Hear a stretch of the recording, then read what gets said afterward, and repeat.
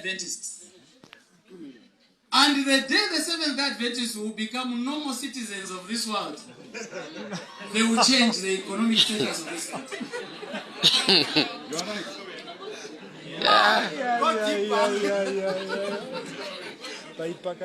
What am I talking about? My team and I have lived longer than the majority of you.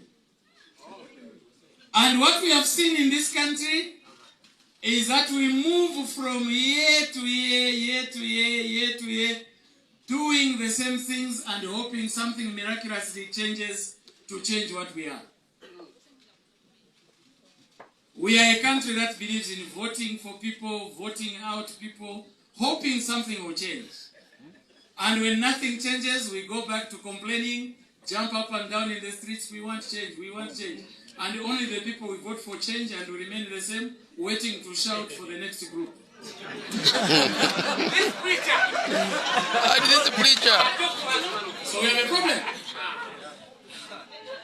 Now, as Build Zambia, we sat down and said, where does Zambia's problem really lie? And in summary, I'll give you 3 areas where we have a problem. Number 1, very low levels of patriotism. Very low levels of patriotism. We have very few people who genuinely love their country. We have very few people who are ready to get out of the way and do anything possible within their power to help the country change. Secondly, we are a country that received an education system that is in the majority irrelevant for transforming people. So, a lot of you seated here who are students, the only reason you qualified to go to university is not that you are very intelligent, but you are powerful memorizers.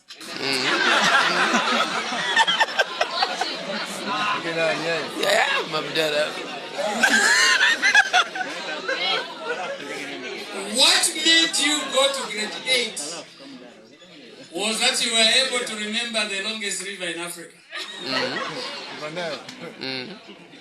What made you go to grade 10 was that you were able to remember how many times Muslims pray.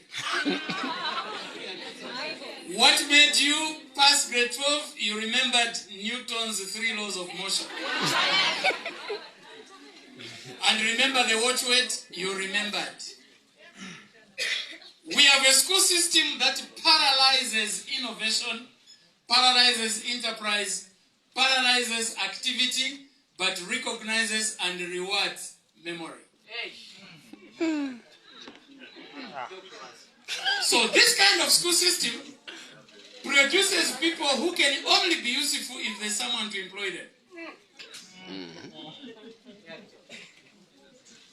In the absence of an employment available, in the absence of an employee giving you a job, even as a graduate, you immediately become a frustrated, jobless graduate. And if you are lucky enough to get a job, you get into a routine of reporting for work, getting a salary, eat the salary, get broke, go back to work, get the salary, eat the salary, get broke, go back to work. And for 30 years you repeat that routine. When you retire, you have no capacity to look after yourself. And as soon as you have finished your pension and you are still alive, you become an English-speaking destitute.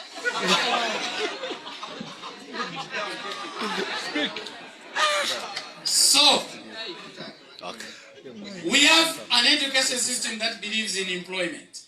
The third problem, lack of assertiveness. Citizens that cannot stand up and say, we are tired of this. All this has given an advantage.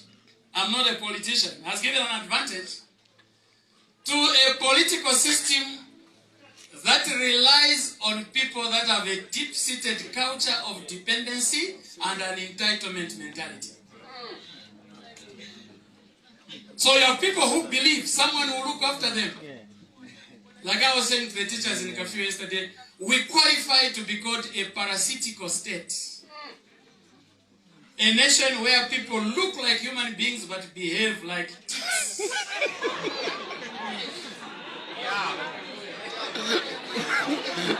Alright?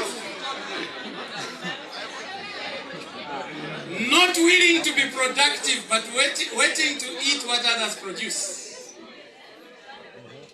You're not willing to be productive.